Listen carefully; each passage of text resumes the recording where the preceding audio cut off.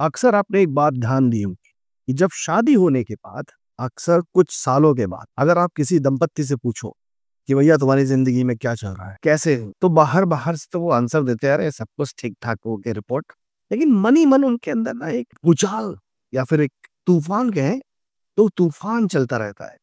यार ये सही नहीं है, यार वो सही नहीं है। कभी किसी की फाइनेंशियल प्रॉब्लम है, किसी को रिलेशनशिप प्रॉब्लम है, किसी को करियर से रिलेटेड प्रॉब्लम है। लेकिन ये सारी समस्याएं होती क्यों है? क्या इन सब के बारे में आज हम बात नहीं करने वाले। हम बात करने वाले हैं कि कैसे हम एक पर्टिकुलर एंकर लेके चलते हैं जिससे कि हमारी सारी प्रॉब्लम्स पे हम फोकस कर सकें। अब देख ध्यान देने वाली बात ये है कि अगर आपकी लाइफ में चार किस्म की पिलर्स होते हैं, अगर आपकी लाइफ में चार पिलर हैं यानी कि हेल्थ, करियर, मनी और रिलेशनशिप, तो इसमें सबसे जो इम्पोर्टेंट होता है वो होता है आपका रिलेशनशिप। अगर आपका रिलेशनशिप सही होता है तो आप हेल्थ, करियर, रिलेशनशिप और मनी, ये तीनों चीजें आप सही कर पाते हैं। लेकिन अगर आपका रिलेशनशिप ही खराब है तो आपका फोकस, क्योंकि सारी की सारी जो आपकी एनर्जी है, आपके पास कितनी एनर्जी है? आपके पास दिन के 24 घंटे ही तो है, जिसमें कि आप 8 से 9 घंटे सोते हैं। तो बाकी के बचे घंटों में आप खाएंगे, पिएंगे, ऑफिस जाएंगे। बाकी के टाइम पे आप अपने रिलेशनशिप पर अगर ध्यान नहीं दे रहे हैं तो आपकी बाकी की प्रॉब्लम्स बढ़ती चली जाएंगी। तो हम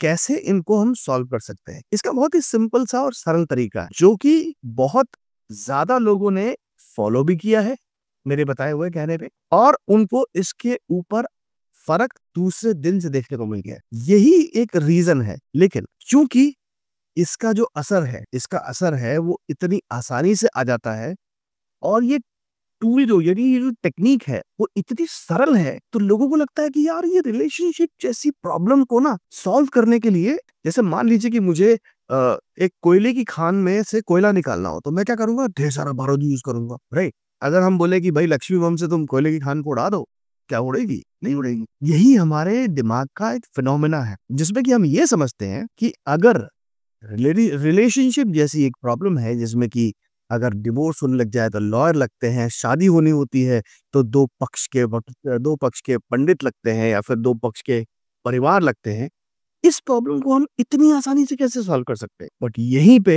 एक विरोधाभास है कि अगर मैं आपसे ये कहूं कि देयर इज अ वे, एक ऐसा तरीका है जिसके थ्रू आप अपने रिलेशनशिप प्रॉब्लम्स को जीरो यानी बिल्कुल हमेशा हमेशा के लिए हटा सकते हैं। आपके और आपके हस्बैंड या वाइफ के बीच में, या फिर आपके पापा या मम्मी के बीच में, या आपके और आपके पापा या आपके और आपकी मम्मी के बीच में, या आपके रिश्तेदारों के बीच में, अगर आप उनकी केयर नहीं करते हैं तो आप प्लीज इट्स ओके। लेकिन आपकी जो मेन इंपॉर्टेंट रिलेशनशिप है, आप उन सारे रिलेशनशिप्स को सही कर सकते हैं। तो अब हम बाकी रिश्तों के बारे में आज बात नहीं करेंगे क्योंकि उससे वीडियो बहुत लंबा हो जाए। अगर आपको उस बारे में भी जानना है तो नीचे कमेंट सेक्शन में लिखिएगा, मैं उसके लिए एक सेपरेट वीडियो बना दूं। आज हम बात करते हैं सिर्फ और सिर्फ पति और पत्नी के बीच कि हम पति पत्नी के रिलेशनशिप्स को ठीक कैसे। इनको ठीक करने के से पहले सबसे पहली चीज हमें ये समझनी पड़ेगी कि हमारा फोकस किधर है। अच्छा, जैसे मान लीजिए आपने अक्सर बहुत सारी रील्स में या वीडियोस में या फिर शॉर्ट्स में आपने देखा होगा कि कुछ कुछ दैनिक यानी जो डेली प्रॉब्लम्स होती है ना, उनको हम अक्सर देखते हैं वहां पे। जैसे मान लीजिए कि अब जैसे जो लड़का होता है यानी जो हस्बैंड है, वो अक्सर केयरलेस होता है किसी सब चीजों में, घर की बातों में। वहीं अगर अगर पत्नी को लेके वो बाहर जाएगा तो वो 100% केयरफुल हो जाए कि उसकी पत्नी कंफर्टेबल है कि नहीं है, अगर वो जहाँ बैठी है वो सही से बैठी कि नहीं बैठी, गाड़ी का दरवाजा बंद है कि नहीं बंद है, गाड़ी में ढंग से चला रहा हूँ कि नहीं चला रहा हूँ, रेस्टोरेंट में अगर कहीं खाना खाने गए हैं, कोई वेटर उसके साथ मिसबिहेव तो नहीं कर रहा। मतलब छोटी छोटी बातें वो पूरा एकदम गवर्नेंस लेके आ जाएगी। बट अगर उसी हस्बैंड को घर में डाल दोगे तो वो नहा के आएगा और टॉवल बिस्तर पर डाल देगा और मोजे उतारेगा, मोजे उतार के जूते नहीं रखेगा। तो ये जो छोटी छोटी गलतियां हैं वो हमेशा हस्बैंड करता है। क्यों? उसका उसके पीछे हमें थोड़ा सा पीछे जाना पड़ेगा। उसका रीजन ये है कि जो लड़के होते हैं भारतीय समाज में, उन्हें बहुत पैम्पर किया जाता है। ऐसा नहीं लड़कियों को पैम्पर नहीं किया जाता, बट लड़कों को ज्यादा किया जाता है, एटलीस्ट नॉर्थ इंडिया में। तो लड़का है तो अरे लड़के से काम मत कराओ, अरे लड़का है क्योंकि वो कमा के लाएगा, लड़की है कमा के नहीं ला पाएगी, ऐसा सोच है। खैर अब वो सोच बदल गई है। अब लड़कियां और लड़के ये दोनों ही बढ़ चढ़ के हिस्सा लेते हैं और अच्छे से अच्छा पैकेज उठाते हैं और बढ़िया जिंदगी जी रहे हैं। तो हम वापस आते हैं अपने डिस्कशन में कि जो लड़का है ना वो एक पैम्पर्ड किड होता है। तो जब वो एक शादीशुदा जिंदगी में आता है तो उसको ना इन सब चीज़ों ये सब चीज़ें छोटी-छोटी लगती हैं क्योंकि अब तक उसकी माँ करती चली आ रही थी। उसने टॉवल छोड़ दिया तो उसकी माँ ने ऐसे फैला दिया, उसने मोजा छोड़ा तो मोजा मम्मा ने धो दिया, जूते रख दिए, कपड़े रख दिए। इन सब चीज़ों से ना वो बहुत दूर रहता है। अब यही छोटी-छोटी बातें होती हैं कि हमारा फ़ोकस क्या होता है कि नेगेटिव्स पे ज़्यादा रहता है। अगर नेगेटिव्स पे हमारा फ़ोकस रहेगा, तो आप समझ लीजिए कि क्या होगा।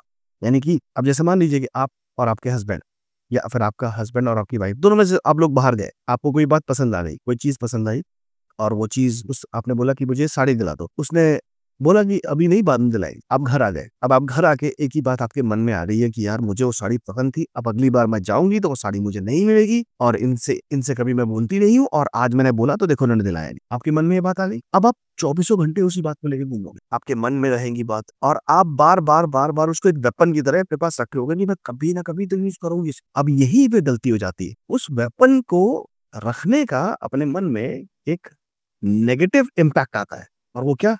यानी आप सोच लीजिए कि उस वेपन में ना ये जो आप सोच वो लेके आई थी, उसके अंदर एक ज़हर था। अब वो ज़हर धीरे-धीरे बाकी चीज़ों को भी इफ़ेक्ट कर रहा है। आप खाना बना रहे हो तो आप वही सोच रहे हो, आप पानी दे रहे हो तो आप वही सोच रहे हो, हस्बैंड काम कर रहा है लेकिन आप मन में अपने हस्बैंड से लड़ाई कर रहे हो। सेम गोज़ फॉर हस्बैंड्स कि आपकी वाइफ़ के साथ आप जब कमरे में गए, आपने वाइफ़ को बोला कि let's go for some intimacy और उस वक़्त उसने बोला नहीं अब मेरा मूड नहीं है। अक्सर ऐसा होता है शादी के बाद, मेरा आज मूड नहीं है, आज नहीं करेंगे। अब हस्बैंड फ्रस्ट्रेटेड अब हस्बैंड दूसरे दिन अपने ऑफिस जाता है। अपने ऑफिस जाके वो बोलता है कि अपने दोस्तों से उसका दोस्त बोलता है, "भाई, I had a very awesome night with my wife. बहुत मज़ा आया मुझे। मेरी वाइफ तो मेरी हर बात मानती है।" अब आप वहीं पे आप जो हस्बैंड है वो ये सोच रहे हैं कि यार मेरे साथ क्या प्रॉब्लम है यार? मेरी वाइफ मेरी बात क्यों नहीं मानती? तो अब दोनों ही चीज़ों में क्या हो रहा है, वो भी नेगेटिव सोच रहा है, आप भी नेगेटिव सोच रहे हो और आप अपने ही मन में एक-दूसरे को बिठा के आप एक-दूसरे से लड़ाई कर रहे हो। अच्छा, इस मामले में क्या होता है कि हम ये मान लेते हैं कि अब लाइफ ऐसे ही चलने वाली है और इस गाड़ी को चलाए रखने के लिए हमें क्या वो चाहिए फ्यूल। तो बिना फ्यूल के तो गाड़ी चलेगी नहीं। फ्यूल क्या है? वो फ्यूल है वो fake I love you. Phone किया और कैसी है तुम? I love you, I love you, I love you, I love you. वो जो फेक आई लव यू है या वो फेक केयरिंग है, हम वो कर रहे हैं। जब वो केयरिंग का घड़ा भर जाता है तो वो घड़ा फूट जाता है और जब वो फूटता है तो फिर लड़ाइयाँ होती हैं। किसी-किसी ओकेज़न पे। तो हम ऐसा क्या करें? क्या है वो सॉल्यूशन कि हम ये बात को बिल्कुल सही कर लें? तो उसके पीछे मैंने कहा था ना स्टार्टिंग में कि सर इसका जो सॉल्यूशन है वो बहुत सरल है। तो ये वही करे जो ये सॉल्यूशन को करेगा करीबन 2 से 4-5 दिन, तो ही इसका फ़र्क दिखेगा। क्योंकि पैरासिटामॉल की गोली नहीं कि मैंने आपको गोली खिलाई आपका दर्द ठीक हो गया। ना, ऐसा नहीं होने वाला। और अगर आपको लगेगा अरे यार इससे क्या होता है? तो ठीक है भैया नमस्ते। हमें करना ये है हस्बैंड और वाइफ दोनों। अब चूँकि अगर मान लीजिए दोनों में से कोई एक वीडियो देख रहा है, तो ये बोलेगा कि यार मैं ही कर रही हूँ, वो नहीं कर रहा। नहीं, ऐसा नहीं है। अब मैं समझाता हूँ कैसे। मान लीजिए आप में से कोई एक इंसान देख रहा है, आप अपने मन में ग्रैटिट्यूड का फॉर्म लेके आए। अच्छा, ग्रैटिट्यूड का फॉर्म क्या होता है? मान लीजिए कि आपकी वाइफ के पास आप गए, हस्बैंड की बात कर रहा हूँ। आपकी वाइफ के पास आप गए, आपने बोला कि let's go for some intimacy. शादीशुदा लोग समझ जाएँगे मैं क्या बात कर रहा हूँ। आपकी वाइफ ने मना कर दिया, तो आपको उनके डिसीजन का रिस्पेक्ट करना है, ठीक है? क्योंकि जो मेन होता है यानी जो हस्बैंड होता है, जो लड़का होता है यानी मेल होता है, उसके लिए इंटिमेसी होती है फिजिकल प्लेज़र चाहिए होता है और जो फीमेल होती है यानी कि जो वाइफ होती है, उसके लिए जो इंटिमेसी है, वो है इमोशनल। उसे चाहिए कि मुझसे बातें करो, मेरे काम में मेरा हाथ बटाओ, मेरी केयर करो। केयर करने का मतलब ये नहीं कि हाथ पैर में एकदम मालिश कर दो, हाथ पैर दबा दो, ना, ना ये केयर नहीं। उसको मेंटल केयर चाहिए। तो अगर आप मेंटल केयर देंगे तो आपको वो सारी बातें मिलनी शुरू हो जाएँगी। खैर छोड़ो। मैंने कहा ना ये अलग एक टॉपिक है, इसके बारे में हम ज़्यादा बात तो हमें ये करना ये है कि जब आपकी वाइफ मना कर दे आप या आपके हस्बैंड मना कर दे आप, कुछ दिलाने से, कोई बात करने से या कहीं ले जाने से, तो आपके मन में ना आप थोड़ी देर के लिए बाहर आइए, अपने मन को शांत करिए और ये सोचिए कि अब तक आपके साथ अच्छा क्या-क्या हुआ है। अच्छा, इसकी आदत तब तक आपको नहीं पड़ेगी, जब तक आप एक मॉर्निंग रिचुअल नहीं करते। जैसे मेरी एक क्लास होती है जिसमें मैं मॉर्निंग रिचुअल कराता हूँ, जिसमें मैं आपको बिठा के ये समझाता हूँ कि किस तरह से आपको अपने पॉजिटिव्स पे फोकस करना है, किस तरह से नेगेटिव्स को हटाना है और किस तरह से आपको अपनी लाइफ में अबंडेंस लेके आनी है। तो ये सब चीज़ें मैं सिखाता हूँ। अगर आप उनमें से किसी में भी जुड़ना चाहते हैं, ये फ्री क्लासेस होती हैं जिसमें मैं कोई चार्ज नहीं लेता। तो आप मेरे व्हाट्सएप ग्रुप से जुड़ सकते हैं। और अगर आपको कोई कोर्स खरीदने हैं तो आप नीचे एक वेबसाइट है, उस पे जा सकते हैं। उसमें मेरे बेसिक हीलिंग कोर्सेज़ हैं, आप उनको भी ले सकते हैं। अभी रिसेंटली मैं एक मनी मास्टरी का एक 5 दिन का कोर्स स्टार्ट करने वाला हूँ, ठीक है? मई नहीं, जून सेकंड वीक में। अगर आप उससे जुड़ना चाहते हैं तो मुझे नीचे जो व्हाट्सएप ग्रुप है उसमें से मुझे कांटेक्ट करिए, मैं एक उसका अलग ग्रुप बना रहा हूँ। तो हम कहाँ थे, हम थे कि अगर आप इस चीज को लगातार 5 दिन करेंगे, रिजल्ट आपको तभी मिलेगा, आपको रिजल्ट एकदम से नहीं मिलने वाला। तो अगर आप करने वाले हो तो ही आगे बढ़ना, नहीं तो ये सही समय है आपका वीडियो छोड़ के जाने का, क्योंकि अगर आप जो कर ही नहीं रहे तो सुनने का फायदा क्या।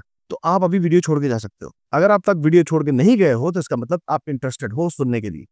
तो अब हम सोल्यूशन की बात, तो जब भी आपके हस्बैंड और या आपकी वाइफ आपके लिए कोई कार्य ना करे, वो रिलेटेड किसी से भी हो सकता है, तो आपको अपने मन में उन्हें बिठा के उन्हें लव वाइब्स देनी है। अच्छा, लव वाइब्स कैसे देते हैं, आपको वो चीजें याद करनी है जो उन्होंने आपके लिए की है, राइट। क्योंकि ऐसी बहुत सारी बातें होंगी जिंदगी में कि वो उसने आपके लिए ये नहीं किया, उसने आपके लिए ये नहीं किया, हजार बातें होंगी, क्योंकि आप दिन भर स्क्रॉल करते रहते हो, रील्स देखते रहते हो, अपने दोस्तों से बातें करते हो, रिश्तेदारों से बातें करते हो, तो आपके मन में आइडियाज आते रहते हैं कि ये भी होना चाहिए, उसको तो मिलता है, मुझे क्यों नहीं मिल रहा। It's okay, everybody is living a different life, आप परेशान ना हो। So first of all what we have to do is, हमें अपने मन में ना वो चीजें सोचनी है कि हमारे हस्बैंड और हमारे वाइफ ने हमारे लिए क्या क्या अच्छा किया है, और उन्हीं बातों को सोच रहे हैं और उनको थैंक यू बोलना है कि बहुत बहुत धन्यवाद। अरे तो मुझे मार्केट तक तो लेके गए, फिर हस्बैंड बहुत बहुत धन्यवाद, मैं एग्जांपल दे रहा हूँ, ठीक है, बहुत बहुत धन्यवाद कि अ, तुमने मेरे लिए इतना कुछ किया, तुम घर का पूरा ख्याल रखती हो, कोई बात नहीं, तुम थक गई होगी, इट्स ओके। इन सब, ये आपको सिंपल इतना ही करना है, इससे ज्यादा कुछ नहीं करना है। आपको अपने मन में जो आपके जो विचार हैं उनके ऊपर काम करना। आप लगातार जब भी आपके मन में ऐसा आए कि आपके हस्बैंड ने वो नहीं किया या आपकी वाइफ ने वो नहीं किया, आप अपने मन में बोलो कि नहीं, मेरी वाइफ बहुत अच्छी है, मेरे हस्बैंड बहुत अच्छे हैं, और वो मेरे को हर चीज ला के देते, वो मेरी हर बात मान, वो बहुत अच्छी आत्मा है, वो बहुत सुंदर आत्मा है, ऐसे बोलो मन ही मन में रख के, और अलार्म लगा लो। जैसे ही आपको ऐसा थॉट आए कि मेरे हस्बैंड ने वो नहीं किया, वापस से रिमाइंड कराओ, वापस से रिमाइंड। इसकी प्रैक्टिस धीरे-धीरे आपको हो जाएगी। धीरे-धीरे आप पॉजिटिव सोचना शुरू कर दोगे, और उन लोगों से बातचीत थोड़ी-सी कम कर दो जो आपको ऐसे नेगेटिव थॉट्स देते हैं, क्योंकि जब आप बातचीत बंद करोगे तो ही आपके साथ कुछ अच्छा शुरू हो। तो इसको आपको करना है लगातार, आपको लाइफ इसको आपको पूरे दिन करना है। पूरे दिन कैसे करोगे? आप सब्जी काट रहे हो, आप ऑफिस में हो, आपकी आपके ऑफिस में आपसे किसी ने बातचीत करी अपनी वाइफ के बारे में, अपनी गर्लफ्रेंड के बारे में, कि आपकी गर्लफ्रेंड दोस्त को ऐसे प्लेजर देती है, आपको आपकी वाइफ नहीं दे पाती, वहीं सारा काम खराब हो गया। फिर आपको सोचना है कि आपकी वाइफ आपके लिए क्या-क्या करती है। आपको सोचना है कि आपके हस्बैंड आपके लिए क्या-क्या करते हैं। आपको उन बातों को अपने मन में लाके सोचना है। जब आप ऐसा शुरू कर दोगे, तो धीरे-धीरे, धीरे देखोगे कि आपके जो पार्टनर हैं, उनका जो बिहेवियर है, आपके लिए बिल्कुल एकदम चेंज हो रहा है, बदल रहा है। ये था स्टेप 1। अब स्टेप 2 में क्या करना है? स्टेप 2 में basically step 2 is step 1, step 1 is step 2, but ठीक है, मैं आपको पहले समझा दिया। क्योंकि अगर आपको आदत नहीं है, तो सुबह-सुबह उठने के बाद सबसे पहले 2 काम करने हैं। एक ही काम है, 2 तरीके से कर सकते हो। पहला, आपके हस्बैंड, आपके पार्टनर ने आपके लिए कौन-सी वो बातें करी हैं या कौन-सी वो चीज़ें करे हैं, जिससे आपको बहुत खुशी होती है। आप उनको रोज़ याद करो। आप रोज़ सेम बातें भी याद कर सकते हो। अगर आपको लगता है कि भूल जाओगे, तो एक पेपर पे लिख लो और कहीं चिपका दो, या फिर फ़ोन में रख लो, और फ़ोन खोल के उसमें पढ़ो। खाली आपको पढ़ना है, थोड़ी देर सोचना है, और उन मोमेंट्स को याद करना है जब वो हुआ आपके साथ। जैसे आपके पार्टनर ने आपको एक रिंग लाके दी, जैसे आपके पार्टनर ने आपको बहुत अच्छे से प्लेज़र दिया, जैसे आपके पार्टनर हम आप लोग कहीं डिनर पे गए थे, फिर उसके बाद आप होटल में रुके, आपने बहुत अच्छे से एन्जॉय किया।